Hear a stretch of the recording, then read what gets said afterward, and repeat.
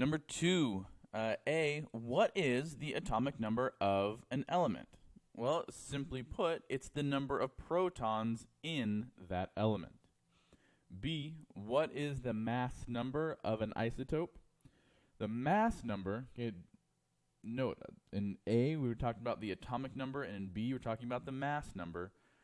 The mass number is the total number of protons and neutrons in that specific isotope.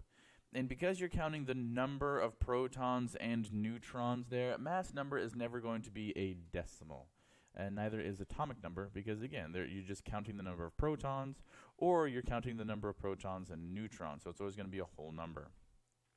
C, in the nuclear symbol for deuterium, which is the type of hydrogen indicated here. Okay, it's the nuclear symbol because that is the symbol for hydrogen, and this is the information. These two numbers, the subscript and the superscript, are the information that's going to let us know what's present in the nucleus.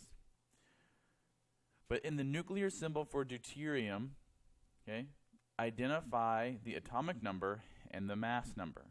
Well, we know that this is a type of hydrogen. Why? Because it has the symbol H. The symbol H only represents hydrogen. Hydrogen is only represented by that capital H.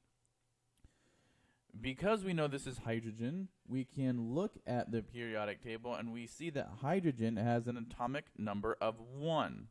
And if the atomic number is 1, that means that the number of protons is 1. Now this is deuterium. Deuterium comes from the word for 2.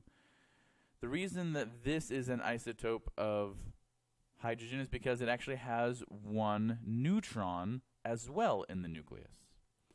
But, again, we're not really identifying that in so much detail. All we're asked to do here is identify the atomic number and the mass number, and we can do that simply by looking at the nuclear symbol. We see here that the subscript is 1. That's the atomic number. Subscript is the atomic number.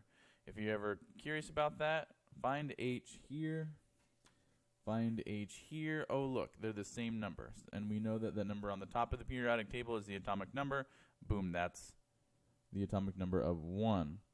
The superscript here, the 2, is the mass number. This is the number of protons, which is 1, plus the number of neutrons. And since we already have 1 coming from the protons, there must be 1 neutron in order to reach a mass number of 2.